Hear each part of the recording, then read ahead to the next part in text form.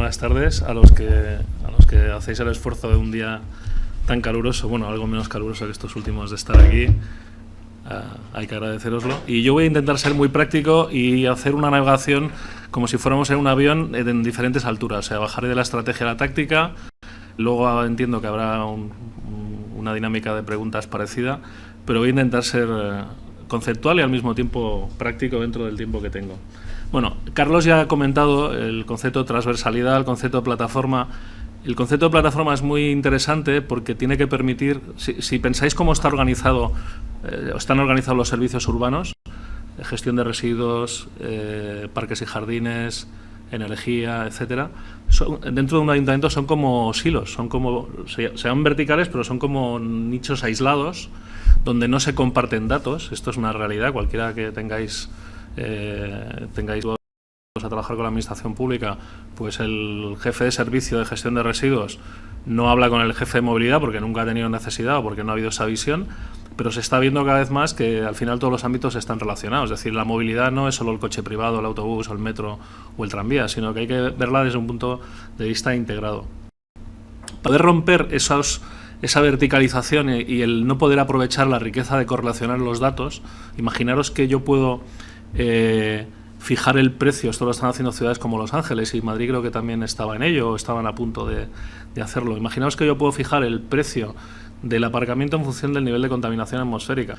Eso que hasta ahora era muy complejo, la tecnología nos lo permite. El concepto de plataforma, que me permite leer los datos de las estaciones medioambientales. Antes preguntaba sobre el tema de los halógenos. Si son datos que obtienes de estaciones medioambientales, tienen que estar certificados, porque además son datos oficiales, es decir, que en principio te los tienes que creer, ¿vale?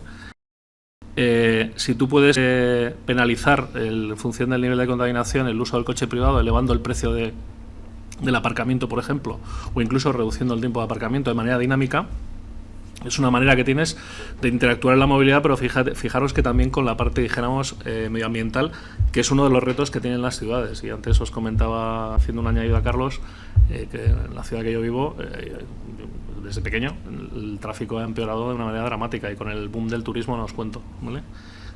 Siendo barcelonés, a veces incluso te dan ganas de no ir a Barcelona. Está mal decirlo, pero es así, ¿vale? Entonces el concepto de plataforma nos tiene que permitir, como podéis ver aquí, como si fuera una especie de núcleo que nos permite romper esas verticales y poder aprovechar la correlación de datos, y además sin tener que tocar, que esto los técnicos municipales son muy reacios, sin tener que tocar toda esta capa de abajo, que es la capa, dijéramos, de infraestructuras, de donde estás tomando datos de residuos, de aguas, de plaza de aparcamiento, etc. Sin tener que tocar esa capa, poder homogeneizar desde el punto de vista de protocolo a nivel de la plataforma. O sea, derivas la homogenización del protocolo de comunicaciones hacia la plataforma. No sé si me explico bien. O sea, tú no acabas tocando ni el sistema de telecontrol de riegos, ni el sistema de eficiencia energética. Ellos pueden hablar en el protocolo que sigan hablando, no tienes que tocarlos, pero la plataforma que te hace la parte de homogenización. En caso concreto de Telefónica, en su día tomamos una decisión conjuntamente con la gente de investigación y desarrollo, porque en su día pues esto estaba en el laboratorio y en experimentación y demás, que fue apostar por estándares europeos. No hemos creado protocolos propios ni propietarios. Creemos que el mercado no va por ahí. Creemos que para que se genere mercado tenemos que apostar por estándares abiertos. Es decir, que si vosotros, por ejemplo, acabáis trabajando en un fabricante de sensores, lo ideal es que la estandarización vaya muy rápido, para que si tú vendes un sensor en Madrid, lo puedas vender en Abu Dhabi, o lo puedas vender en Caracas, lo puedas vender en cualquier país del mundo, ¿vale? La estandarización y la apertura es lo que hace que los mercados crezcan y se abran. Y estamos en ese punto de inflexión en España. O sea, coincido con Javier, que España está en la cresta de la ola en el tema Smart Cities, pero yo creo que falta todavía lo que se llama la creación de mercado. Y iniciativas, como ha comentado, el Plan Nacional de Ciudades Inteligentes y demás, van en esa línea. Pero además no tenemos que perder de vista una cosa: tenemos que aprovechar esos referentes para pasarlos hacia los países con los que tenemos una relación tradicional: Europa, Latinoamérica, Iberoamérica, países árabes y demás, ¿no? Entonces, la homogenización a nivel de plataforma, trabajamos con un protocolo del Organismo Geoespacial Europeo, que es SensorML, ¿vale? Es un protocolo abierto, publicado, estándar, que no es propiedad de nadie, es de un organismo como tal, ¿vale? Y la plataforma, básicamente, como comentaba antes Carlos, tiene por objetivo, por un lado, poder medir la realidad, es decir, tener esos datos que habéis ido comentando en algunas de las preguntas, estructurar y procesar esos datos en la nube para poder, por un lado, ponerlos a disposición de aplicaciones que puedan desarrollar comunidades, y ahora os pongo muy divertido, o aplicaciones que ya existan, centros de control y demás, ¿no? De manera que todo esto, al final, la plataforma lo que te está ayudando es lo que os decía al principio, en ese concepto de transversalidad, de visión global o integrada de la ciudad, poder romper esos nichos. Indirectamente, y esto tiene muy poco de tecnología, tiene mucho de gestión del cambio, de cambio cultural, requieres de que dentro de la organización municipal empiecen a hablar entre ellos, porque si no se integran en la plataforma, y son decisiones más de compromiso y de carácter político, en el buen sentido de la palabra, no vas a conseguir tener datos de valor, ¿vale? Es decir, si el jefe de gestión de residuos del Ayuntamiento de Madrid no se lo cree, o el jefe de movilidad que trabaje con el metro no se lo cree y no colaboran, al final tú puedes tener la tecnología, pero no vas a poder aportar datos, como comentaba antes el compañero, ni vas a poder generar beneficios para la ciudadanía, ¿no? Y a partir de aquí, hablaremos, de hecho mi ponencia se titula Indicaciones, más, uno de los valores interesantes es sobre la capa de plataforma, ¿vale? Que lo tenéis que ver como un macro repositorio de datos que de una manera abierta a través de APIs, web services y REST o XML tú puedes acceder a esa información. Nosotros apostamos por open source, o sea, toda la plataforma está desarrollada en software abierto y publicado en un estándar que es europeo, se llama FireWare. Os pondremos en la documentación que podáis acceder toda una serie de fuentes de información para por si tenéis más necesidad de detalle técnico. Está lo que llaman el cuadro de mandos. El cuadro de mandos tiene que permitir de manera integrada, centralizando toda la información, que yo pueda hacer lo que os decía antes del parquímetro y la estación medioambiental, convertirlo en indicadores que al final no son más que definiciones de indicadores que ya están utilizando los jefes de servicio de los ayuntamientos. Aquí hay muy poco de invención, hay más de transformación, ¿vale? Es decir, el jefe de gestión de residuos, yo no le voy a decir como tecnólogo qué indicadores le tienen que interesar, me lo va a decir él. Me va a decir, mira, yo los ratios son el número de papeleras que tengo, quiero tener geoposicionadas en un mapa, quiero saber si se produce una incidencia, si sensorizo un contenedor me gustaría saber si hay un incremento de temperatura, pues eso quiere decir que puede haber un incendio porque alguien le ha prendido fuego al contenedor. Es decir, ellos me van a definir, lo que tengo que hacer es trabajar mucho y escuchar mucho, que es a lo que me he dedicado estos 5 años. Javier me ha dado pocos de flores, pero en el fondo lo que me he dedicado es a escuchar y aprender mucho, ¿no? Entonces, sobre ese cuadro de mandos integrado, que tiene que dar valor a los diferentes interlocutores del ayuntamiento, porque si no le aportan valor, pues se conectarán un par de veces, verán qué chulo y ya está, y dirán, mira, qué juguete tecnológico más interesante, pero no me aporta valor, dar valor. Por eso tienes que conseguir, y por eso digo que no son proyectos tecnológicos, tienes que conseguir, y lo hemos visto en la realidad, en los inicios tuvimos una visión muy tecnológica de todos estos conceptos y eso no hizo que crecieran los proyectos. Cuando entregas a los jefes de servicio tienes que conseguir que los hagan suyos los proyectos, es decir, que se conviertan en motores y, entre comillas, en propaganda de ese proyecto.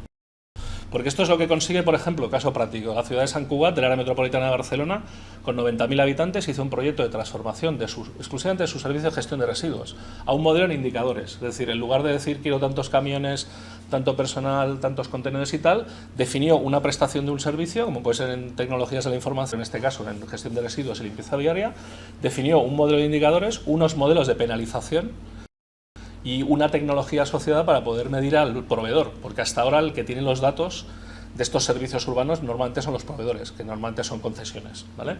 Esto le permitió, para aterrizarlo de manera rápida, con todas las por gestión del cambio que os podéis imaginar, porque está chocando con muchos intereses de todo tipo, y no voy a entrar a detallar, bajar de 9 millones de euros de gasto corriente anual a 7,2, ¿vale? O sea, aterrizado, y además con una mejora de servicio, donde han integrado en los indicadores encuestas de la percepción ciudadana sobre si la ciudad está limpia. Han bajado costes y han mejorado los índices de calidad del servicio en la ciudad de Sant Cugat, con mucho trabajo y mucho esfuerzo y muchos problemas a vencer por parte del área técnica, pero quien lo ha liderado a nivel técnico no ha sido unos tecnólogos, ha sido el director del servicio de medio ambiente, el tío que sabe más, pues lleva 25 años, de gestión de residuos de su ciudad. ¿Apoyado en qué? En herramientas tecnológicas. Pero primero, o sea, lo que tenéis que tener claro, y lo comentaba un poco también Javier, uno de los nuevos perfiles que yo creo que va a tener mucho recorrido es ese concepto de ingeniería, llámale industrial o multidisciplinar, que tenga capacidad para poder hablar con un urbanista, con un sociólogo, con un medioambientalista, etcétera, para tener esa visión de transformación. Esa palabra me gustaría que os la quedarais. Y ese cuadro de mandos, que tiene que ser útil para todos los interlocutores, y esos indicadores que nos van a ayudar, si conseguimos integrarlos en los equipos de trabajo, a los jefes de servicio, también tienen que tener la posibilidad, luego os enseñaré algunos ejemplos, en función del tipo de dato que le interesa al usuario, es decir, no es lo mismo un concejal, un político, un jefe de servicio, un gerente, empieza a haber muchos gerentes en los ayuntamientos que son como gerentes de empresas, es decir, que lo que buscan es gestionar una cuenta de resultados y demás. Le tienes que dar no un exceso de datos y de información de valor para su negocio. O sea, los famosos modelos de semáforos, ¿no?, de saber cómo está un servicio. Imaginaros que mañana va el concejal del distrito de Moratalaz a Moratalaz a hablar con los vecinos y llega allí y no sabe que tiene una problemática determinada, lo inflan a tortas, en el sentido metafórico, que me refiero. Si él, por ejemplo, lleva en su iPad, como ya empieza a pasar en muchos sitios en España, que el concejal de turno tiene su dashboard, su cuadro de mandos, el iPad con los indicadores típicos del servicio que le afectan, antes de ir a la reunión él ya sabe en qué se puede estar encontrando, ¿no? Pues hay una calle que tiene un problema, hay un semáforo rojo, vemos, en demora respecto al compromiso de obra, etcétera, etcétera, ¿no? Esto es importante. Tenemos datos y tenemos información, podemos manejar y controlar la realidad y la podemos mejorar, si no es imposible. Por eso es tan importante el integrar datos de diferentes fuentes que hasta ahora estaban aisladas, ¿vale? Al final, modularmente, como resumen, importante la capa de adquisición.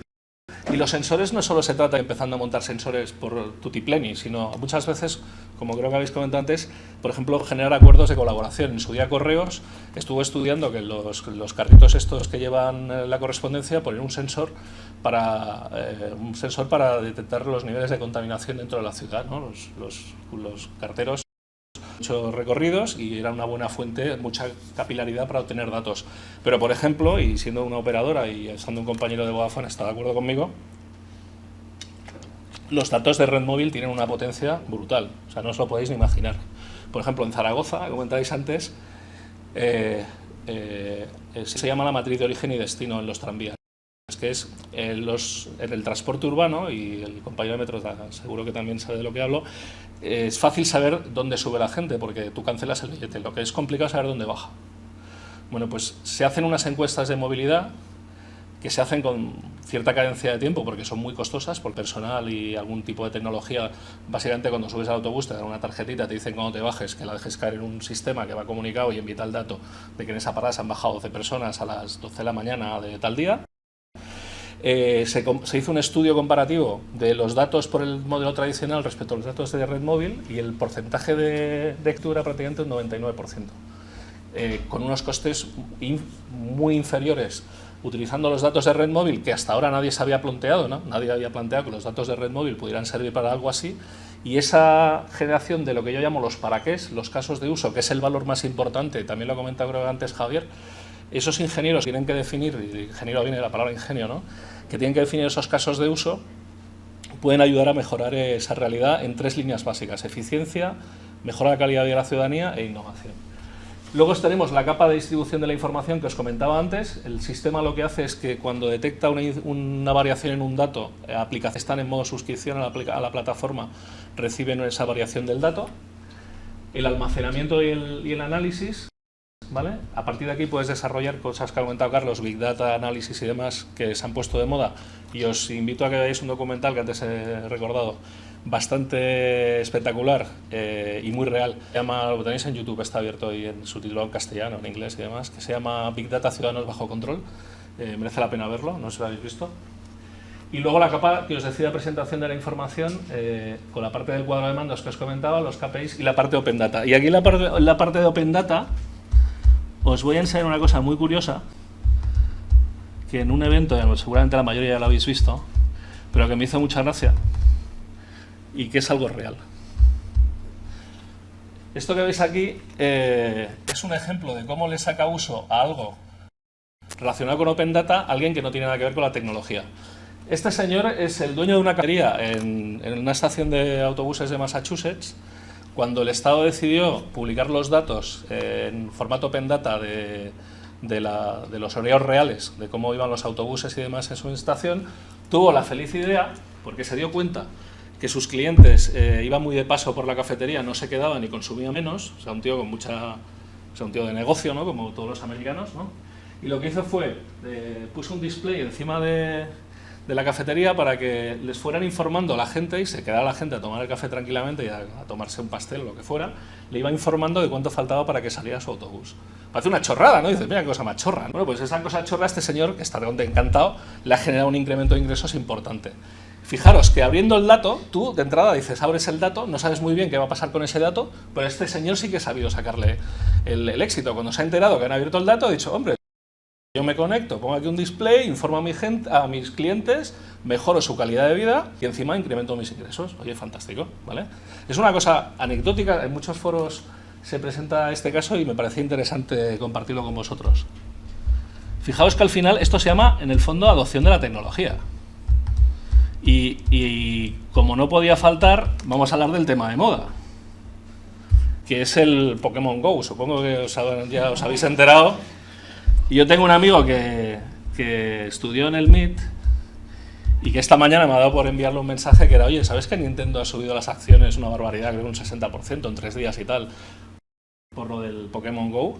Dice, sí, mis hijas están jugando y ayer se ha pasado toda la mañana por Barcelona matando bichitos de estos o cazándolos, no sé muy bien cómo es. Resulta que él tiene una empresa en Miami, entonces, como está en el Apple Store, ha podido hackear y tiene una cuenta para este sistema. Lo comentábamos antes con Carlos. Fijaros que tú pones tecnología y resulta que lo que han visto en los primeros países que lo han lanzado, Australia, Nueva Zelanda y Estados Unidos, es que está provocando, no es coña, de la actividad física de la gente, porque la gente, claro, va por la ciudad yendo a plazas, a museos y tal, bueno, se está liando en algunos sitios porque alguno ha querido entrar en el Museo del Holocausto de Berlín y es un poco desconsiderado, yo creo, ¿no? Pero bueno, la cuestión, que por un lado, indirectamente, como consecuencia, estoy seguro cuando desarrollaron el Pokémon GO, los que lo desarrollaron no tenían nada, no pensaban en eso, sino que la adopción, el uso que está haciendo la gente, está provocando un incremento de la actividad física. Si lo sabes vestir, y yo creo que debe haber gente, o debería haber gente en los consorcios de turismo de Barcelona y Madrid rompiéndose ya el coco, si lo sabes utilizar, podrías generar dinámicas relacionadas de gamificación con el turismo y tal, y podrías generar, yo qué sé, el Pokémon GO de... ¿no? Se me acaba de ocurrir, ¿eh? Pero quiero decir que hay muchas opciones, que de lo que se trata aquí es de lo que os decía, la adopción de la tecnología, ¿no? Que la gracia está en eso que le llaman los americanos, que tienen esa chispa, ¿no? Para encontrarle el tema, ¿no? Entonces, al final, ¿qué es lo que vemos? Luego os pondré uno de los casos que hemos desarrollado, que es el de Valencia, que hemos estado 3 años desarrollando, que son proyectos en el fondo. Lo bueno de las Smart Cities es que no son proyectos que tú vendes y desapareces, sino que son proyectos permanentes, porque las ciudades no desaparecen, ¿vale? Quiero decir que el que vende un proyecto, lo digo desde el punto de vista profesional, los que os especialicéis en este sector, que sepáis que todavía no se ha creado toda la masa crítica de mercado, como os decía antes, pero yo creo que lo veremos pronto, pero que son proyectos que son vivos, o sea, que no porque las ciudades están ahí, ¿no? Entonces, ¿qué tipos de indicadores nos estamos encontrando en la praxis real que estamos implantando y cargando en los sistemas tecnológicos que vendemos a clientes? Indicadores de ciudad, que básicamente son indicadores macro, muchos de ellos tomando como referencia los que ha definido el Banco Mundial. Si vais al Banco Mundial o buscáis en Google, aunque os pondré la última edición de la documentación, hay un informe que se llama Cities in Motion del banco, que es excelente, os lo recomiendo, que hay un ranking en base a toda una serie de cuadros de indicadores que han estandarizado, indicadores respecto al paro, el nivel de contaminación, el nivel de vehículos a motor, etcétera, etcétera, un montón de indicadores macroeconómicos que están bien porque te permiten, por ejemplo, a gente que quiera invertir, les permite comparar ciudades, y cada vez más las decisiones de inversión no son por país, son ciudades. O sea, cuando Amazon decide montar un centro logístico en Barcelona, no lo decide porque Barcelona está en Cataluña o en el Estado español, lo decide porque Barcelona reúne una serie de características que le interesan. O cuando deciden las inversiones en Madrid, la compañía que sea lo decide porque esa ciudad reúne unas capacidades de infraestructura, de formación, de centros tecnológicos, etcétera, etcétera, ¿no? Luego, la parte de indicadores de ciudadanos, que esto es muy importante y no lo dejemos dejar de lado, que requiere de muchos trabajos de focus group, de dinámicas de innovación social. De hecho, os recomiendo un artículo que también os dejaré en la documentación, que es La innovación debe ser social, que lo descubrí de una revista que se llama Yorukubu, que es excelente como artículo, ¿vale? Porque si no somos capaces de saber lo que le preocupa, el interés al ciudadano, pues mal vamos a hacer estos proyectos, o sea, no van a servir para lo que buscamos, que es lo que decía, eficiencia en los servicios urbanos, mejorar la calidad de vida, es decir, que la gente, si tiene un problema de transporte público, fácilmente le informen las APPs de manera proactiva en base a tus hábitos de uso Esto ya empieza a haber experiencias a través de sistemas expertos que sean capaces de decirte, sabemos que habitualmente, Carlos, vas de aquí a aquí casi siempre, ha habido una incidencia en la línea 1 de metro, pero te planteamos esta alternativa que te va a representar, yo qué sé, 4 minutos de demora, ¿no? Esto es información de valor. La ciudad te está informando, ¿vale? Concepto importante, ¿vale? Entonces esto es muy importante y tienen que ser datos, como decís antes, datos solventes, fundamental, porque si no son datos solventes, vas ciego, ¿vale? Piensas que todo lo estás haciendo bien y a lo mejor no lo estás haciendo bien. Y la parte de lo que son los indicadores de gestión de servicios municipales, ¿vale? Que esto es algo que es un trabajo, de hecho, de lo que os decía, los jefes de servicio, también implicando a ser posible a las concesionarias, todo hay que entenderlo. Hasta ahora éramos de un negocio en el cual todos los datos y la información era suyo y claro, ahora están de uñas porque les dices que los vas a medir y lo vas a controlar. Y a nadie, aunque te digan lo contrario, le gusta que lo midan y lo controlen, ¿vale? Estos son algunos ejemplos que hemos desarrollado para Valencia, los 3 tipos de informes. Lo que es algo que estamos dinámicamente, os pondré un par de links que son públicos que me los tenían que haber enviado, porque están constantemente cargando nuevos índices y demás. Los que ya se pueden dar por definitivos son los, creo que casi 400 que hay de indicadores macro, los que os llamaba los indicadores de ciudad, ¿no? Entonces, hay indicadores que tienen todos tienen una... son solventes en el sentido de que toman los datos de sistemas que ya tenía el ayuntamiento, es decir, los datos ya los tenías en gran parte, lo único que no los habías integrado, ¿no? Los habías concentrado y les habías dado un formato para que, por ejemplo, a través del Open Data que comentábamos antes, pues las comunidades de innovación, los emprendedores, etcétera, pudieran utilizarlos, ¿no? Si el ayuntamiento abre datos, no hace falta decirlo, tienen que ser solventes.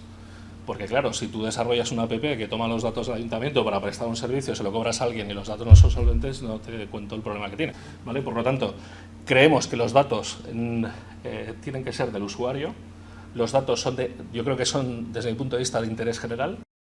Aquí ya entraría casi en un terreno político.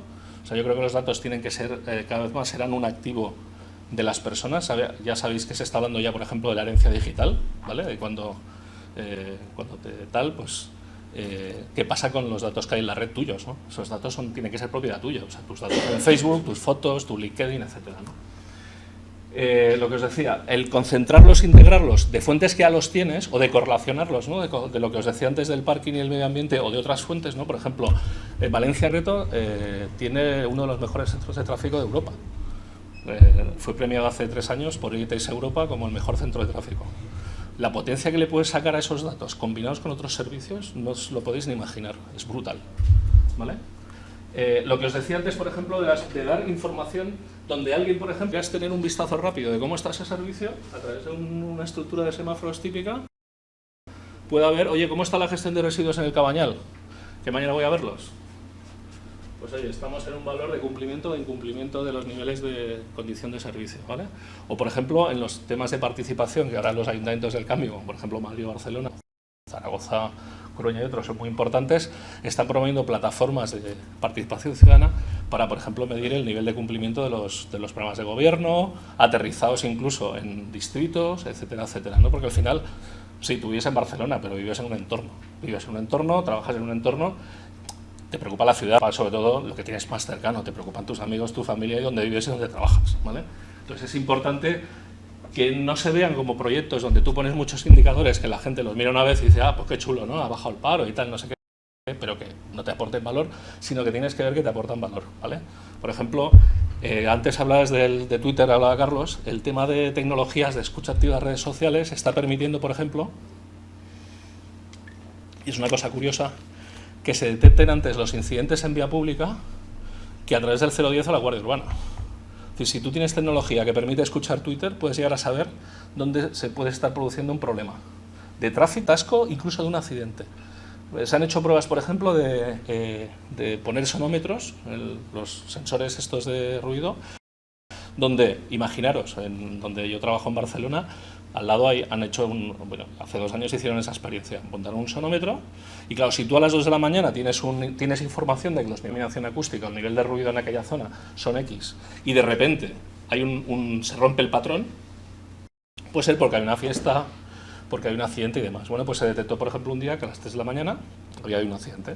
De hecho, chocó un coche contra la farola donde estaba el sonómetro, ¿vale? Entonces pudieron detectar que se había producido. Fijaros que ciertos datos le podemos sacar servicio. Hace poco estuve con un cliente y me planteó una cosa que yo siempre planteaba en plan conceptual y que me hizo gracia, que es, ellos le llamaban internamente el botón de la policía. Que es, dicen, cuando hay un accidente, por ejemplo, en nuestra ciudad, es una ciudad de unos 300.000 habitantes, dice, estaría muy bien que cuando llega el guardia pudiera actuar sobre el alumbrado público directamente, o sea, a través del móvil, ¿vale? Y en las farolas de aquella zona, la que está afectada por el corte de calles de un accidente, iluminara por encima, imaginaos por la noche, por encima de su nivel de iluminación, primero para demostrar que, o sea, para poder trabajar mejor y identificar claramente de que allí se ha producido un evento. Esto ellos le llamaban el botón de la policía. Bueno, la tecnología lo permite. Él tenía muy claro que este era el responsable alumbrado, ¿no? Él tenía muy claro que la Guardia Urbana muchas veces se lo había planteado y digo, oye, ¿por qué no podemos hacer esto? Y la tecnología hasta ahora no lo permitía, pero ahora resulta que la tecnología lo permite. De hecho, yo le dije, oye, sí que se puede hacer. Estáis en un proceso de cambio al alumbrado a un sistema de telegestión punto a punto, lo podemos hacer. O sea, tú puedes interactuar con un móvil, con una app autentificada, securizada y demás, y el policía podría actuar automáticamente en cuestión de segundos que aquella zona estuviera alumbrada. Fijaros que del área usuaria, que en este caso es la Guardia Urbana, involucra alumbrado, que dices, hostia, el de seguridad del alumbrado, bueno, sí puede tener cierta relación, pero no tan directa, se les ha ocurrido una cosa que parece muy chorra, pero que tiene muchísimo sentido y que lo puedes aplicar a cualquier ciudad del punto. ¿Vale? Le llamaron el botón de la policía, sonó bastante bien. ¿Vale? Bueno, aparte que os comentaba de Open Data, y yo creo que todavía uno de los problemas que hay es la monetización de los datos, o sea, cómo los convertimos en negocio. Hay ciudades como Ámsterdam que sí que han sido capaces de hacerlo, pero sobre todo porque han conseguido una cosa muy importante, que es involucrar el ecosistema. O sea, tienes que involucrar a las empresas, a los centros tecnológicos, a las universidades. Y yo cuando digo involucrar y comprometer no me hacerse fotos, porque de fotos a todos nos encanta, ¿vale? Sino me refiero a un poco lo que comentaba Javier desde el colegio, ¿no? Remangarse, ponerse a currar, definir perfiles y demás, pues en este caso definir casos de negocio. A lo mejor resulta que cuando tú te juntas, yo qué sé, con el gremio de panaderos o del pequeño comercio, ¿qué le puedes dar? Te sale un tipo como el de la pastelería esta y te dice que el dato ese lo va a aprovechar para no sé qué, que tú ni te lo habías planteado porque él vive de su negocio y le aportas valor. Oye, pues ya has monetizado el dato, ¿vale? Es decir, aquí falta mucho de dinámica social, de lo que os decía antes, que yo creo que la innovación es social, ¿vale? Esto es un ejemplo del proyecto por el que apostó en su día Telefónica y otras compañías, también estaban los compañeros de Vodafone, Orange y otras, que es trabajar sobre un estándar europeo. Europa tiene un problema, no hace falta decirlo, de competitividad en la economía digital con Estados Unidos. O sea, allí de las universidades, y aquí yo voy a ser bastante crítico, salen los Google, Yahoo, Cisco, Intel, todas estas compañías a las universidades, ¿eh? O sea, Cisco viene de San Francisco, porque salen de la universidad de allí, ¿vale? Y aquí nos está faltando. Y no porque no haya talento, si talento nos sobra. De hecho, la prueba es que se va a Estados Unidos y otros países. Sino yo creo que lo que está faltando, y antes los comentamos, son varias cosas. Está faltando un capital más arriesgado de apostar por la innovación, porque los señores que montaron Cisco, que ya no están en la compañía en su día, pues hubo un business angel que les dio el dinero para poder diseñar el router. Y este tipo de capital emprendedor y de arriesgarse, que tiene una visión de decir, oye, yo he puesto a 1000 proyectos, pero con que me salga uno bien, fantástico, ¿vale? Por ejemplo, el que llevaba el fondo de inversión, que le dije a los dueños del fondo, le dijo, oye, darme dinero, vamos a apostar por una cosa que se llama Skype, unos chicos que han desarrollado una cosa para hablar por internet y tal, y no le hicieron ni caso. ¿Qué hizo el tío? Pues habló con sus clientes vieron, inversionistas vieron que aquello tenía sentido y luego la vendieron por 300 millones a Microsoft, ¿vale? O sea, faltan este tipo o sea, no puede ser un inversor estándar, tiene que ser gente que tenga esa seriedad por la innovación, ¿no? Entonces, apostamos por ese proyecto europeo que yo creo que va en línea de un punto muy importante que os decía antes, la estandarización. Además, sin estandarización, la interoperabilidad de plataformas, que es otro concepto. Por ejemplo, ya que hay un compañero de la competencia, ellos también tienen su plataforma. Entonces, al final en una falla varias plataformas. O sea, puede ser que utilice el cliente la plataforma de Telefónica para unas cosas y la de Vodafone o de Orange o otras para otras, ¿vale? Entonces, es muy importante que interoperen por ellas, porque entonces, si no, volveríamos, fijaos, al modelo que comentamos al principio, volveríamos a crear silos, ¿no? O sea, tendríamos el silo plataforma telefónica, el silo plataforma Vodafone, plataforma X, ¿vale? Eso hay que romperlo, ¿vale? Si no, no crearemos mercado. Haceros una idea, esto es como si tú fueras cliente de Vodafone, solo pudieras hablar con clientes de Vodafone, o si fueras cliente de Telefónica, solo pudieras hablar con clientes de Telefónica. El mercado sería mucho más pequeño. ¿Cuándo crece el mercado? Cuando interopera. Cuando lo ponemos fácil, la gente interopera y demás, es cuando los mercados crecen. Punto fundamental. Y ahora os voy a hablar del proyecto de Valencia. El proyecto de Valencia tuvimos una gran suerte. Por un lado, un nivel político que se creyó el proyecto, se lo tomó en serio, dijo, oye, esto lo voy a liderar yo, ¿vale? Y hablo de la anterior alcaldesa de Valencia, dijo, no, yo esto me lo creo, pues se lo creyó de verdad, o sea, dijo, yo esto me lo creo y lo voy a liderar, o sea, yo voy a estar en el día a día del proyecto. Hostia. Porque este proyecto involucra a toda la ciudad, involucra a todo el ayuntamiento y tiene que liderarse al máximo nivel político. Y vamos a hacer las cosas como dicen expertos de la Unión Europea, como Martí Griera, que hay que hacer las cosas. Primero vamos a definir en qué situación estamos, definir un plan estratégico, qué retos queremos abarcar a corto, medio y largo plazo, y a partir de aquí definir una hoja de ruta de necesidades o proyectos que se tienen que derivar. Y luego, ¿qué vamos a hacer? Luego vamos a seguir una asignación presupuestaria y vamos a ir derivando una serie de proyectos con una hoja de ruta definida. No vamos a ir haciendo lo que comentaba antes Javier, cositas sueltas, y luego decimos que somos Smart City. Decimos, queremos ser una Smart City y vamos a seguir una metodología y un modelo, ¿vale? Y eso es lo que hicieron. Definieron su plan estratégico y definieron un primer proyecto, que era licitar la plataforma Smart City. Hicieron un proceso de mercado abierto y de competencia, o sea, nos presentamos las principales compañías del sector, ¿vale? Y ¿qué cosas consideró el cliente como parámetros y que pueden ser pues, una ilustración de buenas prácticas, yo creo?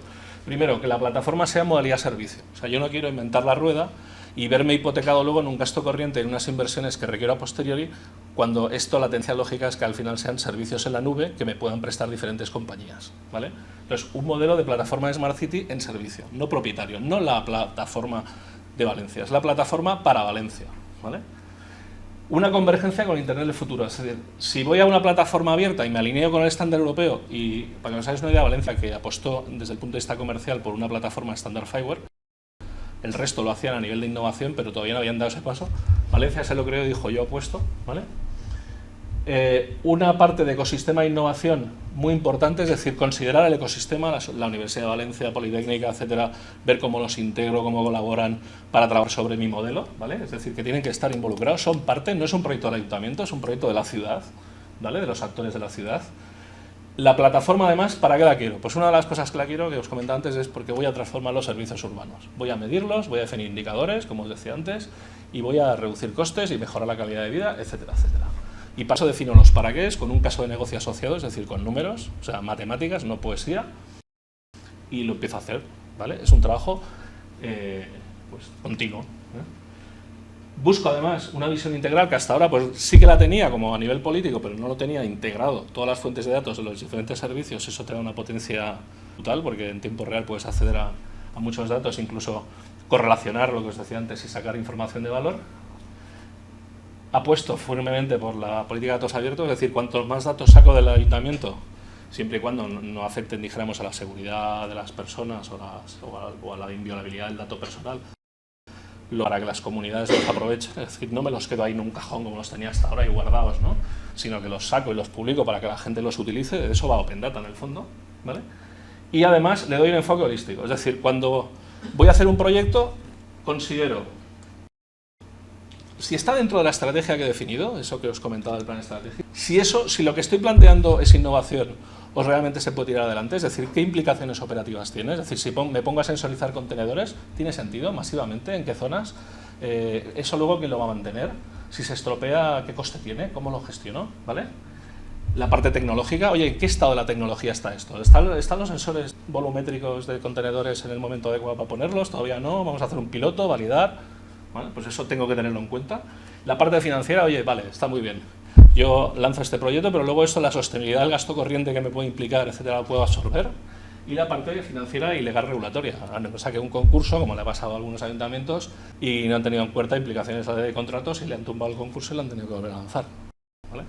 Pues eso, todos estos aspectos los tienes que tener en cuenta. Esto es la realidad, ¿eh? O sea, yo os hablo de lo que te acabas encontrando en el mundo real. Entonces, al final, ¿cómo se estructuró el proyecto? ¿Cómo estructuraron su proyecto la gente de Valencia? Pues de plataforma y la parte de servicios, una parte permanente para el cliente de oficina de proyecto, donde abarcara las partes estratégicas, técnicas, administrativas, legales y demás, y toda la parte de transformación, de manera que antes de que salga un concurso ya están haciendo el modelo de transformación hacia un modelo de indicadores. ¿Vale? Bueno, estos son ejemplos de proyectos que se están desarrollando en el área turística, que es un segmento muy importante de la actividad económica en España. Segitur está haciendo una labor encomiable, además, si no recuerdo mal, es quien lidera el grupo de trabajo en la Comisión Técnica de Normalización. Antes lo comentábamos con Javier, que me decía que habían hecho una vídeo hace años, Abu Dhabi, ¿no? ¿Me dijiste? Estamos años luz, porque, por ejemplo, aquí se constituyó hace tiempo el Comité Técnico de Normalización 178, una iniciativa de la Secretaría de Estado, actores como el Colegio y AENOR, para crear normas, normalizar, por ejemplo, los indicadores. Porque, claro, todo esto que una ciudad como Valencia o Barcelona pueden hacer, pues ciudades más pequeñas no tienen ni recursos ni capacidades para hacerlo. Entonces, si lo estandarizas y creas modelos y normas, será mucho más fácil, porque irás a la norma, verás el modelo de indicadores y dirás, mira, la parte que me afecta es esta, cojo esta parte y la traslado a mi concurso de residuos. La parte de parques y jardines es esta, la traslado aquí. No tengo que estar haciendo el esfuerzo constantemente de inventar la ruta, sino que ya cojo referentes. Entonces esto es algo muy importante. Y en la parte del turismo inteligente hay un potencial brutal. Os voy a poner un caso práctico. Esto me lo contó un amigo bastante de innovación y me quedé a cuadros. En resorts de las Islas Canarias, esto ya seguramente dirías, esto es el colmo de la vagancia, ¿no? La gente en resort se pide las copas por una app que, como te tienen geolocalizado dentro del resort, ¿vale? Tú te pides la copa y te viene el camarero con la copa, ¿vale? No es coña, ¿eh? O sea, esto es real, tenía por ahí el nombre. Si estás en la piscina, igual, es decir, entonces la gente pues se la pide y le traen la copa. Además, puedes seleccionar o pides la última que te han puesto, esa cojonia. Fijaos, ¿no? Pues eso es turismo inteligente, ¿no? O sea, eso es lo que llaman también la experiencia de usuario, ¿no? Por ejemplo, la gente de O2, la filial de Telefónica en UK, en su día desarrolló una tecnología en la cual ellos eran capaces de la siguiente vez que tú ibas por ejemplo, a Inglaterra, saber que has vuelto y sobre la experiencia de usuario que tú habías tenido, que habías validado, que estabas de acuerdo, lo típico de las apps, le dices a todo que sí, nadie se la lee, ¿no? Las condiciones, los terms and conditions. Te hacía propuestas de ocio sobre tu última experiencia, que a lo mejor tú no lo recordabas, o sí, pero ellos sí que lo tenían recordado. Con lo cual vieron que además incrementaban la venta en ciertos espacios turísticos. En Barcelona una cosa que parece ser que tiene mucho éxito es que los cruceristas, cuando bajan, tienen una app donde se seleccionan y les dan incluso información de los tiempos de duración de las colas a las cosas. O sea, la familia, la casa Batlló, la no sé qué, o sea, lo más típico, ¿no? Entonces la gente se puede seleccionar una ruta en función del tiempo con el que va, etcétera, etcétera, y hacer la compra del ticket en el momento, con lo cual dice, oye, aquí hay mucha cola a la familia, pues oye, hay menos en, yo qué sé, en la casa Batlló, me voy a la casa Batlló, ¿vale? O sea, esto es otro ejemplo, ¿no?, de turismo inteligente, de aportar valor al ciudadano. Fijaros que esto en el fondo es poca tecnología, es más pensar tecnología como herramienta, ¿vale? Bueno, estos son los ejemplos que os decía. Con los temas del wifi que comentaba antes Carlos, es brutal lo que se está consiguiendo. O sea, por eso es una idea en el retail, que son unos obsesionados de la lucha entre las cadenas de ropa y demás. Hay experiencias donde ya incluso pueden saber, esto es un poco Gran Hermano, pueden saber en qué tienda has estado anterior, si es de la competencia, cuánto tiempo has estado, con lo cual ven los niveles de fidelidad, y eso lo saben a través de ofrecerte, por ejemplo, el wifi gratis, ¿vale? Cuando tú haces wifi gratis, ellos saben el tiempo que estás conectado en su wifi, ¿vale? Y intercambiando datos, y con Twitter, bueno, es acojonante, ¿vale? Y estos son casos de ejemplo y de servicios que hemos trabajado. Por ejemplo, cosas curiosas, la sensorización de playas, ¿no? Y hay sensores que te miden la calidad de la arena. No me expliquéis cómo funciona, porque en este caso concreto no he trabajado yo. Pero sí, por ejemplo, otra ciudad que estaban preocupados, porque además era un problema de salud pública, detectar el benceno, el tolueno, el xileno. Resulta que son equipos de laboratorio, no hay sensores. Todavía no hay sensórica desarrollada. Son carísimos, están calibrados, pero en ese caso había un afecto a la salud pública y se tenía que hacer así. ¿Vale? Los temas de parking, de eficiencia, bueno, todo esto lo tendréis disponible. Y también algunos ejemplos de tablas de indicadores, aunque por si al que le vaya a la marcha quiere ver cuadros indicadores de pliegos reales, en concreto de dos casos, el de Guadalajara y el de San Cugat. Y ahí veréis toda la tabla y las matrices de indicadores, que en el fondo todos se entienden fácil, que es nivel de llenado de la papelera, nivel de no sé qué, ¿vale? Los hay de dos tipos, cuantitativos y cualitativos. Como los indicadores los tomas para medir al proveedor, esto es una idea que es importante que se os quede clara, tienen que ser indicadores que estén consensuados con el que vas a medir. O sea, esto no va de que te voy a medir en esto, que no tiene sentido con el negocio. tienen que ser objetivos, por tanto, tienen que ser medibles, no pueden ser interpretables ni opinables, aquello de muy sucia la ciudad o está poco sucia. Pues a lo mejor para ti está muy sucia y para mí no. Bueno, pues tendrás que definir algún tipo de indicador que sea objetivo y que no sea opinable. Y además, la tendencia, y en el caso de Sant Cugat yo creo que lo han hecho bien, es que haya un tercero que sea el que audite esos datos, ¿vale? O sea, que los KPIs realmente los certifique un tercero, un Veritas, una empresa de este tipo. Porque de esta manera, ¿cómo te diría? Y Sando Pedro, que sabe mucho más que yo, evidentemente, de derecho, de esta manera es un tercero el que opina sobre, o sea, el que da legitimidad al KPI, porque sobre ese KPI penalizas, o sea, le quitas dinero al proveedor o le bonificas si te interesa bonificarlo, ¿vale? Y esto es una tendencia, y os diría una cosa, el negocio que hay en la transformación de servicios urbanos, con todas las complejidades que tiene, pero sobre todo en el aspecto de consultoría, es brutal. Barcelona paga al año 250 millones de euros. En conversaciones privadas, y estoy convencido que cualquier ciudad tipo lo sabe, con tecnología, transformando los modelos, se pueden obtener ahorros de 2 dígitos. O sea, estamos hablando de mucho dinero. Ese dinero se tiene que destinar a sanear arcas municipales, pero también a innovación, porque tú, si lo sabes hacer, en lugar de hacer un recorte a las bravas, puedes hacerlo como un incentivo. Decir, oye, yo te incentivo para que eso lo inviertas en innovación local, en que haya gente que desarrolle tecnología local que luego podemos exportar, porque como resulta que yo estoy en Barcelona, en tropecientas ciudades más, la tecnología que se desarrolla aquí la podemos vender en otros sitios. O sea, a veces nos falta, yo creo que en general en este país nos falta a veces ambición. No nos lo queremos y nos falta ambición. Cuando tenemos ambición, pues ganamos el Mundial de Sudáfrica. ¿Vale? Bueno, y también que estaba Xavi. Pues nada, oye, yo esto era lo que os quería contar, no os esperabais más o menos. Y ahora supongo que Javier ahora me va a fusilar aquí, ¿no? Bueno, vamos rápido. A ver, ahora vamos a necesitar que preparéis solo una pregunta, porque tenemos preguntas en el espacio virtual, ¿vale? Y vamos a empezar con el espacio virtual. Entonces, como yo se había reunido antes, alguno dijo que tenía alguna de sobra, pues estas las recomponéis rápidamente en 2 minutos, o 3 como mucho, para plantear una por grupito al ponente. Y mientras vais preparando, vamos a ir planteando, como somos capaces de hacer muchas cosas a la vez, vamos a ir planteándole las del espacio virtual a José Luis. ¿Y tú desde dónde las ves estas? Las de espacio virtual las están viendo por allí y me las han pasado en un papelito. Muy bien.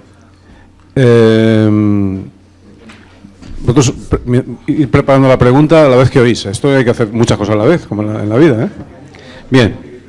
Nos plantea Rosa Rizo, nos planteó en medio de tu presentación algo que creo que has presentado al final, pero de todas maneras yo la replanteo. Rosa Rizo es de la Unidad de Proyectos y Calidad de la Universidad Pompeu Fabra y nos ha preguntado, que nos está escuchando, claro, dice, me interesa conocer más sobre el cuadro de mandos orientado a la promoción turística y al aporte de valor. Gracias.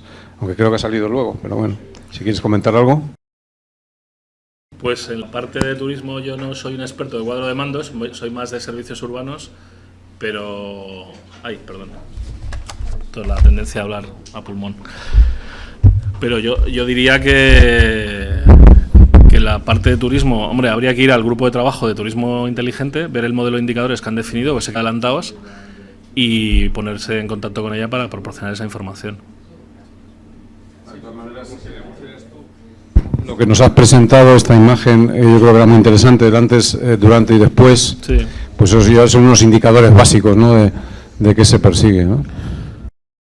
Bueno, es que a ver, los indicadores además lo que hemos visto es que van variando en la evolución, es decir, el jefe de servicio inicialmente te plantea un modelo de indicadores, que es el que usa habitualmente en sus herramientas, la mayoría como han llevado su trabajo hasta ahora, y fijaros que las ciudades, además, esto hay que decirlo, España es referente en servicios urbanos a nivel mundial. O vais a otros países y no se recoge tan bien ni se limpian las calles como aquí. O sea, en Londres creo que es cada 3 o 4 días, etcétera, etcétera. Vale. Ellos utilizan sus propias herramientas, que han sido su Excel, su Access, han buscado la vida, como ahora hacemos todos cuando la organización no te da las herramientas adecuadas, o crees que no te las dan, ¿no? Entonces, cuando han entrado en la dinámica y han visto que les aporta valor, resulta que van variando los indicadores, ¿vale? Los KPIs, y van cogiendo sofisticación, ¿vale? Y van evolucionando. Es un poco también lo que ilustra este cuadro, ¿no? Un ejemplo, vamos. Muy bien. Pasamos a una segunda pregunta del espacio virtual.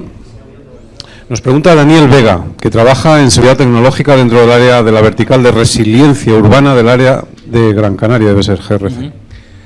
Nos pregunta, resiliencia, me gustaría trasladarle qué indicadores plantean para medir la resiliencia urbana y si hay algún ejemplo. A ver, el mayor ejemplo que yo conozco es el de Barcelona. De hecho, tienen hasta una dirección de resiliencia. Y yo no he trabajado sobre modelos de indicadores de resiliencia, pero he estado con la gente de Barcelona y si les interesa les podemos ampliar la información a través del ayuntamiento. La gente de Resiliencia de Barcelona, haceros una idea, que se creó esa dirección por dos situaciones bastante duras que se produjeron. Una fue que no estaba redundada la red eléctrica y cuando, no sé si recordáis, que en su día se quemó una subestación, tuvo una zona importante de Barcelona durante bastantes meses, no recuerdo cuántos, pero creo que más de 4 y más de 5, que estuvo atendida con unos equipos electrógenos en los chaflanes de la ciudad, con un ruido de la noche ensordecedor, ¿vale? Con las consiguientes molestias, y todo era porque no se habían hecho inversiones en su día de redundancia de la red. Entonces, a partir de esa situación y de otra que ahora no recuerdo, además lo explican ellos muy bien, crearon una dirección de resiliencia urbana. O sea, ellos han creado una dirección de servicio de resiliencia y creo que en España ahora mismo es la única ciudad que lo tiene. Entonces han definido su modelo de resiliencia, su modelo de indicadores y son capaces de trabajar la resiliencia tanto en actividades programadas, es decir, una fiesta o un evento, como evidentemente, que es lo más importante, en un evento no programado, o sea, una situación de este tipo. ¿Vale? O sea que en ese caso, si nos proporciona sus datos, los pongo con la dirección de resiliencia del ayuntamiento. Excelente. ¿Cómo lo llevamos? ¿Tenéis ya todos una pregunta? Están caos ya todos. Venga, vamos ahora sí. Empezamos por aquí. La verdad es que ha sido la ponencia muy extensa y no, que lo que le quería agradecer que ha tocado muchos puntos, que ha sido muy extensa y la verdad es que ha dejado lugar a pocas dudas. Ha sido una ponencia Pogba, ¿no? Por atropello. Yo quizá por mi bagaje más técnico, pues se me oculta más, pues un poco saber en qué nivel de madurez está la tecnología que se utiliza hoy en día, ¿no? A nivel de plataforma, por ejemplo. Exactamente, a nivel de plataforma, a nivel de si hay muchos proveedores ahora mismo de plataformas de este tipo, si hay una estructura de proveedores importante, ¿no?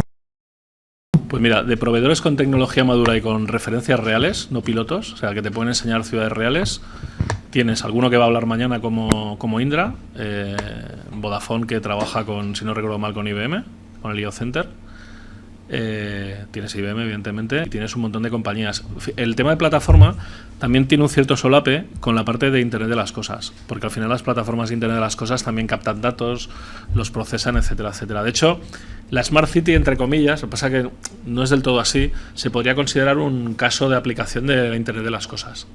Hay un vídeo en YouTube que os recomiendo que lo busquéis, se llama M2M World Telefónica, aquí estoy metiendo una cuña publicitaria, que son 2 minutos, que son como dibujos animados, pero que lo hicimos con casos reales de clientes, donde ves, por ejemplo, el riego, cómo el riego interactúa con el sensor de temperatura. Está bien, porque lo hicimos, para una vez en la vida, hicimos una cosa poco conceptual y muy cogida de casos reales de clientes, que a mí es lo que me gusta en el fondo. O sea, y a nivel de tecnología yo te diría que, vamos a ver, ya hay ciudades, mira, el gobierno de la India ha creado una Secretaría de Estado de Ciudades con unos 200 millones de dólares de inversión del ministerio, creo que se llama no sé, Industria o Ciencia, una cosa de estas, para montar Smart Cities desde cero. O sea, además imaginaros cómo son las ciudades allí, ¿no? Y que parte de los legacies que parten, ¿no? Para montar no sé cuántas ciudades de aquí al 2020. O sea, inversión va a haber. Y en los Emiratos Árabes, claro, la ventaja que tienes, por ejemplo, en los Emiratos Árabes, es que se montan de cero, ¿vale? En las afueras de Quito, creo que se llama Yansé o algo así, una ciudad, hace unos años, se montó una ciudad de cero, con una inversión solo en tecnología de 100 millones de dólares. La ventaja, no lo hemos hablado, ¿no? Podríamos estar horas y horas. La ventaja de montar una ciudad de cero es que no tienes que convivir con todo lo que tienes. Pues claro, tú puedes decir, monta un nuevo sistema, por ejemplo. Esto me lo planteó una vez un cliente. Cuando llueve se embozan los sifones del alcantarillado, ¿no? O sea, estaría bien un sensor que cuando detecta que tiene un montón de porquería, te envía un mensaje y en lugar de tener que ir haciendo, como lo hacen, ¿no? Que es un preventivo, pero lo va haciendo por turnos, solo voy a actuar sobre esas cosas. De manera que antes de que, cuando tengo aviso de que va a haber una cota fría, días antes, que ya lo tengo programado por meteorólogos, miro a ver cómo tengo el mapa de bocas, oye, pues hay que ir a limpiar estas bocas, porque si no, como pasa en Barcelona, cuando llueve es cuando detectamos que están llenas de porquería los sifones de las bocas de alcantarillado, porque se desbordan, ¿vale? Entonces, lo mismo, eso nos vino. Pues en el caso este concreto fue de hablar con la gente de Dutil Benito, que es una empresa que hace farolas, bueno, hacen el hierro de las farolas, bancos, etcétera, y las tapas de alcantarilla, ¿no? Cuando le dices, oye, ya hay sensores que pueden hacer estas cosas, te dices, joder, pues nosotros tenemos un problema, yo nunca había caído, ¿eh? Tenemos un problema con este tema y los clientes además estarían dispuestos a pagarlo. Eso es innovación, ¿eh? Y se puede exportar. Un ejemplo, solo, pero el Internet de las cosas va a ser bueno, ya está siendo una revolución. Máquinas de vending que cuando falta un producto avisan al repartidor que tiene más cercano para que reponga la máquina. O sea, lo digo en Telefónica, tenemos las máquinas de vending que tenemos, creo que es una compañía que se llama Penguini o algo así, una compañía que lo tiene así, lo tiene montado. La máquina le avisa y entonces pues nunca te quedas sin café o te quedas muy poco tiempo porque ya tienes al tío que al cabo de 2 minutos está allí porque le ha llegado al camión, le ha llegado, oye, que en el edificio de Telefónica no sé qué, la planta 18, la máquina de café, le falta café o le falta té, o la máquina de vending le falta Coca-Cola. ¿Vale? O sea, esto es Internet de las cosas, ¿eh? O sea, y quien dice esto dice los wearables, por ejemplo.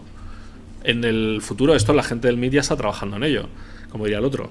En el futuro, el futuro son de aquí a 5 años, tú te miras en el espejo del cuarto de baño y te estará haciendo un análisis de toda una serie de parámetros biomédicos. Incluso se habla de sanitarios, Roca creo que lo estaba mirando, que te hagan un análisis, o sea, en lugar de que tengas que recoger el botecito, ir allí al laboratorio, no sé qué, la máquina ya te hará los testes. Sí, esto. Y luego, ya que está aquí Pedro, y supongo que no me va a pegar por decirlo, que me lo dijo el otro día comiendo, me quedé alucinado. Ya se está trabajando en placas solares integradas en las persianas y en los cristales de las ventanas. O sea, que te compras la ventana y ya vendrá todo integrado, que además sería lo lógico, ¿no? Hay un enchufe que le pegas al cristal y por un lado tiene una célula, un conjunto de células, y luego lo que te da por el otro lado es la clavija por el enchufe. Pero eso es autoconsumo y según el decreto estarías penado y casi a la tarde. Ahí ya entramos en los lobbies en Estados Unidos, las carreteras en Estados Unidos también hay carreteras que tienen paneles solares para aprovechar en el desierto, en muchos pueblos de desierto.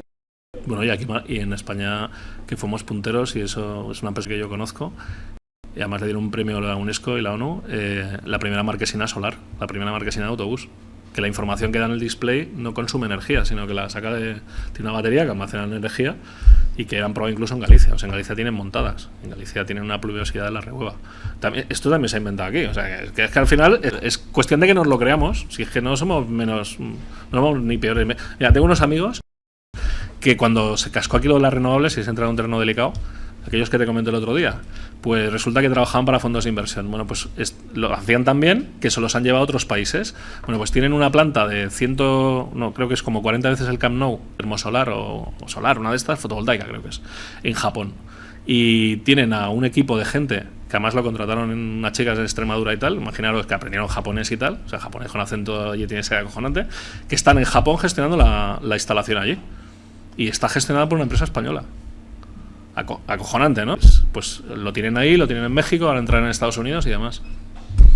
O sea, el potencial que tenemos en Smart Cities en el amplio sentido de la palabra, empezando por la energía, que antes comentamos, que es por donde empieza todo este circo, es inmenso. Hay un desfase entre tanta información, tanta pedagogía y la administración.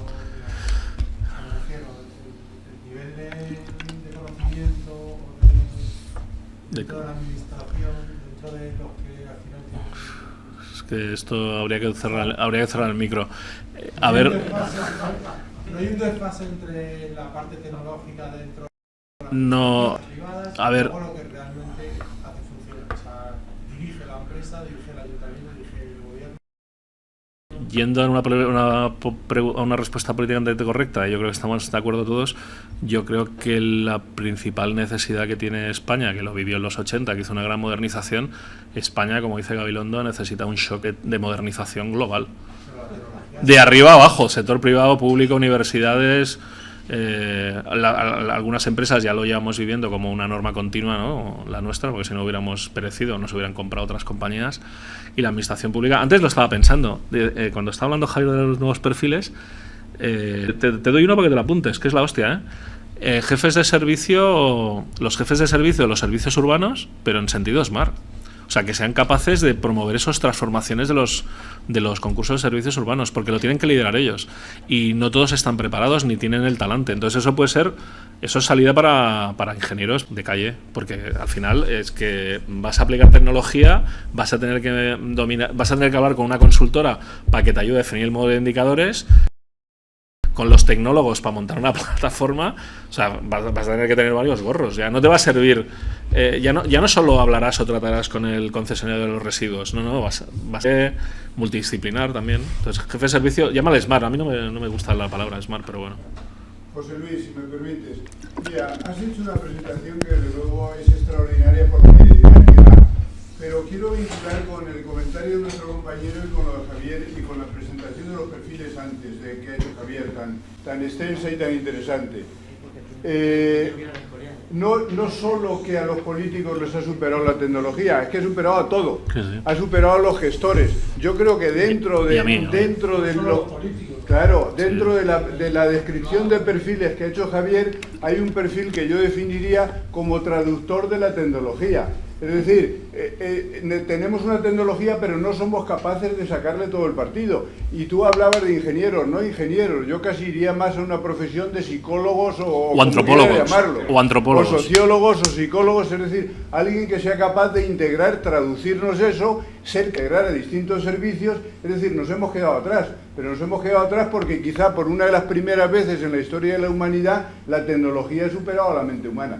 Sí. Y entonces no somos capaces de sacarle partido y vamos a tener unos traumas tremendos. Falta de creencia, ¿no? O sea, el tecnólogo le va y le cuenta al gerente, sea en la empresa privada, y es que no se lo cree. O sea, como si dijéramos... Porque faltan evidencias. Porque a veces faltan evidencias. No solo faltan evidencias. Y aquí hago autocrítica. A veces sobra el PowerPoint y faltan evidencias. Y evidencia es que la gente a veces necesita tocarlo.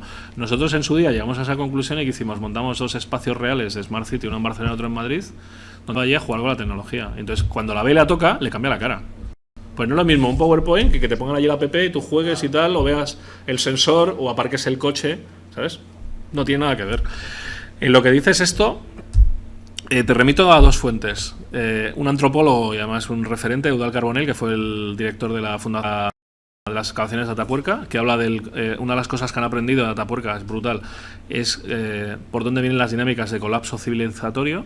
Él tiene la teoría que la tecnología nos lleva que la tecnología, como parte del proceso de evolución humana, bla, bla, bla, la tecnología actual nos llevará a un punto de colapso.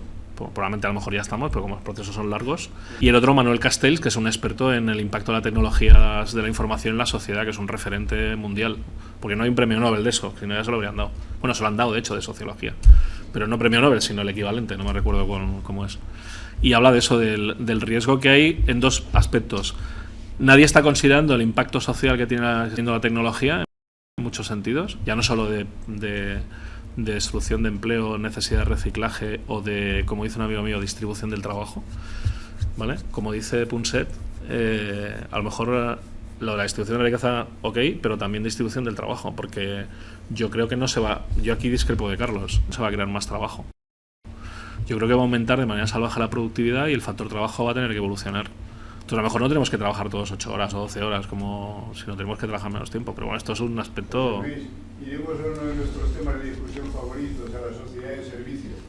No hace falta que seamos productivos. A lo mejor esos trabajos es en facilitarnos el ocio, vamos. O el cuidado a la gente, que estamos envejeciendo, es uno de los retos que tiene la Unión Europea. Ahí hay mucho potencial también para... De todas maneras, que sepáis que sí que estaba en los perfiles, había 2 o 3 perfiles de sociólogo, tanto, sí. Bueno, vamos a completar la ronda. Venga, por aquí. Sí, Mariano Moreno y trabajo en un partido político. Bueno, antes espero no haberla cagado. No te preocupes. Antes estábamos hablando justamente que hay veces que se pone demasiadas expectativas a la tecnología, ¿no? incluso algunos efectos como de magia, es decir, que la tecnología soluciona casi todos los problemas a los que se tenga que enfrentar una administración pública o una empresa. Se lo llaman tecnooptimismo, yo soy tecnopesimista. Efectivamente. Entonces, bueno, la pregunta iba como dos preguntas. Una primera, si en el concepto de Smart Cities o en el mercado de Smart Cities o de Big Data o de otros términos que se han utilizado a lo largo de las jornadas, podría existir una burbuja, es decir, un exceso de expectativas con respecto a ese concepto. Y una segunda, en tu experiencia profesional y del día a día, ¿qué porcentaje, más o menos, de proyectos de Smart City concluyen satisfactoriamente? Es decir, sirven para los que fueron creados y sus destinatarios están satisfechos con el proyecto. Vale. La primera era, perdona, es que estas horas ya... La burbuja. A ver, yo creo que esa fase lo vivimos en las .com en los 2000 y demás, pero luego fíjate que de esa burbuja quedaron los Google, los eBay, quedó mucha tecnología, ¿vale? La famosa curva de Gartner, las expectativas, no sé qué, y luego baja. Yo creo que ya estamos en la bajada, ¿vale? Con una ventaja, que seguramente por la crisis económica no ha permitido, igual que se han hecho estaciones de AVE casi en cada esquina, pues no ha habido dinero para montar sensores tutipleni, ni para invertir en plataformas en 2000 ciudades. Fíjate que soy anticomercial. Es que es así, ¿no?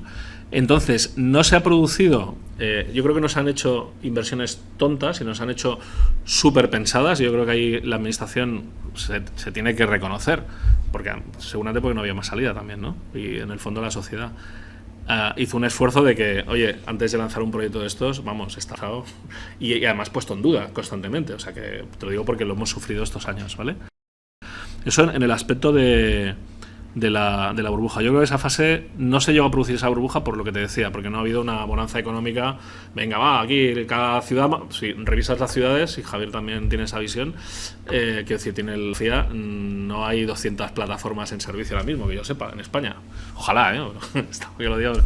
Y el segundo aspecto que comentabas era... Perdona, es que me levanto a las 5 de la mañana y las baterías... el nivel de éxito. Mira, te diría una cosa. Los proyectos que atacan a eficiencia, de hecho todo esto empezó por la energía, los que atacan a servicios y gasto, tienen éxito. Os comentaba antes el de Sant Cugat, es decir, cuando está bien definido el para qué, cuando tienes muy claro lo que quieres hacer y cuando tienes muy claro, incluso Pedro antes hablaba del tema del presupuesto cero, que me lo tiene que desarrollar luego, se generan ahorros, es decir, atacando alumbrado público tiene un coste importante. Y ahí, está mal que lo diga, ¿no? Supongo que no hay ninguna de eléctricas, ¿no? Las eléctricas no se han hecho de comerciales porque como suben las tarifas, pues eso ha provocado un esfuerzo de la administración pública por reducir el coste. Cuando las cosas van bien, y hablo en general, nadie mira las facturas. O sea, te llega la factura a casa y... O sea, porque vas pagando y te da igual. Cuando las cosas van mal, ¿vale? Vamos, miras hasta el color de la factura, o sea, lo miras.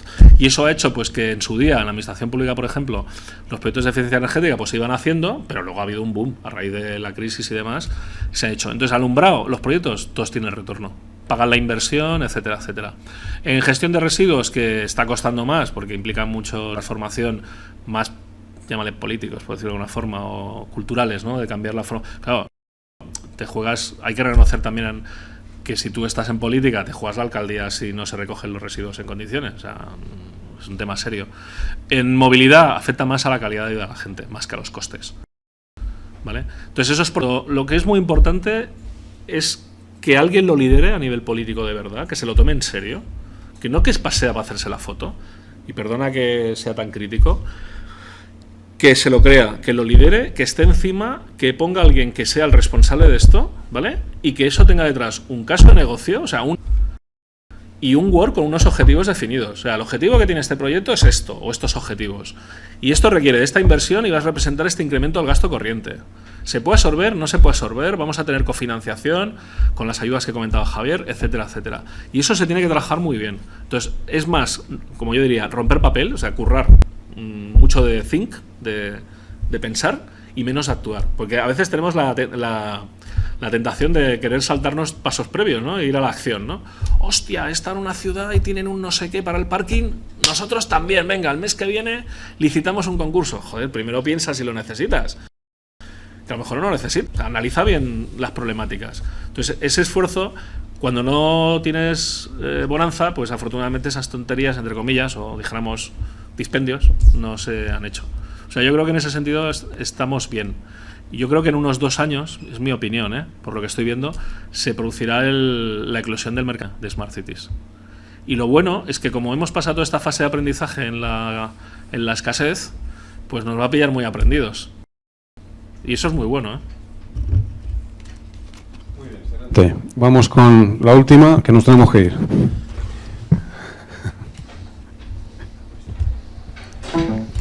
Venga, por aquí. Lo de la vídeo deben haber. Los de la vídeo deben haber. Hola, buenas. Yo soy Alejandro Pérez, trabajo en una consultora tecnológica especializada en el sector media, ¿vale? Para fundamentalmente televisiones, medios de comunicación y demás, ¿no? Donde la explotación del dato está también al orden del día, vamos. Entonces, nuestra pregunta, o mi pregunta en este sentido, la que hemos un poco consensuado es, en esa apuesta por el Open Data, ¿sí?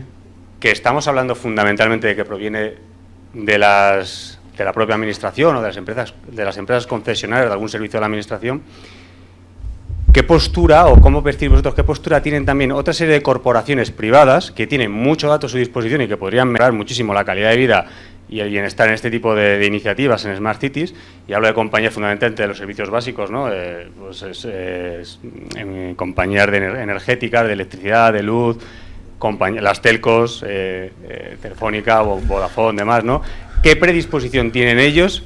Y cómo cuesta por el Open Data, es decir, poner a disposición cierta información, evidentemente siempre protegiendo los intereses, la privacidad de sus clientes y demás, pero ¿qué predisposición tienen a fortalecer verdaderamente ese modelo de Open Data? Porque ellos pueden aportar muchísimo valor, ¿no?, para mejorar y para generar un ecosistema realmente importante. Y lo que me dice es que siempre y cuando sea la administración la que esté haciendo de tractor, e incluso yo creo que aquí los abogados tienen mucho trabajo para legislar y ayudar a legislar y generar marcos regulatorios, porque los datos es un tema muy delicado, ¿no? Son los que tienen que definir el modelo. El problema que hay, por ejemplo, que la operadora A y la operadora B entreguen datos en modo abierto, es que es un tema muy delicado, porque hasta cierto punto el dato cada vez más le llaman el petróleo del siglo XXI, ¿no?, de manera muy grandilocuente, pero en realmente es así. Yo creo que la clave, desde mi punto de vista, es la administración pública, y por ejemplo, diputaciones o grandes ayuntamientos, no hace falta decirlo, es como darle pistas, pero yo creo que no hace falta, tienen gran capacidad para dijéramos, traccionar que se hagan cosas o que las cosas fluyan. Desde el sector privado es más delicado. Tú imagínate que a un banco le dices que ahora, por ejemplo, el BBV es muy innovador en esto, ¿no? Ha hecho estudios de los datos de las tarjetas de débito y ver cómo se mueve la gente dentro de la ciudad y tal. Pero no pasan de ser, como te diría, casos de innovación y demás. El otro día leí un caso que, si te interesa, te lo puedo enviar por mail, de una agencia de medios del tema del retail y medios de comunicación, que ha hecho un estudio sobre las 2 comerciales más importantes de España, la de aquí de Madrid, Serrano creo que es, ¿no?, y Paseo de Gracia, y ha descubierto cosas curiosísimas con Big Data. Por ejemplo, que la gente está más tiempo de promedio en una tienda en Barcelona que en Madrid, en esas calles, y una serie de hábitos. Y la conclusión que han llegado, que claro, ahora la pelota la tiene la tienen los políticos, en este caso la alcaldesa, ¿no?, es que la conclusión a la que ha llegado con datos, con ese estudio, es que Barcelona, en esa zona comercial, debería tener horario comercial de lunes a domingo, no cerrar los domingos, porque está perdiendo una capacidad económica brutal. Lo podías intuir por el turismo, pero es que ahora ya lo tienen con datos. O sea, ahora lo que tienen son datos. O sea, lo tienen. Ya no es opinable, ya no son opiniones, ¿no? Entonces, claro, datos, en ese caso, ¿sabes qué han hecho esta gente? Han instalado sensores en las tiendas. Sensores de entrada a las tiendas de la gente. Son una serie de estudios con algorítmica y demás que tienen una potencia. Entonces yo creo que los datos que pertenezcan a corporaciones, las corporaciones, no hace falta decirlo, porque es subjetivo, para eso están, ¿no?, de ganar dinero y demás, pero yo creo que también tienen que aportar valor a la sociedad. Pero yo creo que el marco del interés general del dato, es mi opinión, y Pedro sabe más de esto porque es un crack como en derecho, lo tiene que definir y promover la administración pública. Es decir, van a tener que ser la administración pública la que diga: tú estás gestionando un servicio público, agua, gas, etcétera, son servicios públicos recogidos, ¿no? vamos a establecer un marco en el cual, pues, estoy seguro que además seguro que ya se está trabajando en esto. Pero yo creo que si se define un marco y un ecosistema en el cual se recogen todos los intereses y nadie sale perjudicado, no tiene que haber problemas. Además, entiendo, yo estoy de acuerdo contigo que si se liberaran en general los datos, no solo los nuestros, sino los de muchas compañías, se podría generar mucho al mercado. Pero mucho, ¿eh? Por ejemplo, en el caso este de Barcelona, pues con datos llegar a la conclusión de que los domingos tienen que estar abiertas las tiendas. Esos son puestos de trabajo al final, no nos engañemos. Mejora para la calidad de vida del ciudadano y también mejora de iniciativas de emprendimiento de las empresas, ¿vale? Que si se pudieran apoyar en ese valor creado por las grandes corporaciones, seguramente también se podría trabajar en eso. Si puedes, vete a Google cuando puedas y buscas caso de éxito de Ámsterdam Open Data. Ámsterdam con una mínima financiación europea, no sé si fueron, es que te hablo de memoria, antes lo explicaba en más foros. Muy poca financiación europea y sobre todo involucrando muy bien al tejado pymes y a las grandes compañías allí, o sea, Philips, las eléctricas, los bancos, bueno, todo Dios. Generaron en menos de 5 años más de 2.000 nuevas empresas y 10 o 12.000 empleos solo a partir del Open Data, de la ciudad de Ámsterdam. ¿Y en Valencia? En Valencia... En Valencia la parte de Open Data, aun siendo parte del proyecto, no es... O sea, Ámsterdam solo hizo el proyecto en Open Data. O sea, su objetivo fue generar un ecosistema brutal, que hay un montón, como hay como 400 compañías involucradas, en diferentes campos. O sea, no es un Open Data genérico, sino hicieron un estudio de ecosistema y dijeron, vamos a hacer un Open Data de la eléctrica para que no sé quién desarrolle tecnología, no sé qué. O sea, muy bien pensado. Valencia, lo habéis visto, uno de sus dos ejes fundamentales son la transformación de servicios urbanos y ahora, con el cambio político que ha habido, una gran preocupación por el tema de participación ciudadana. Sobre todo el recoger la percepción ciudadana y ver hacia dónde se orientan los proyectos. Ahora hace tiempo que no voy por Valencia. En tu experiencia de ahí, ¿no tienes constancia de que ahora Valencia vaya a exportar esos datos a la PYME para que la innovación?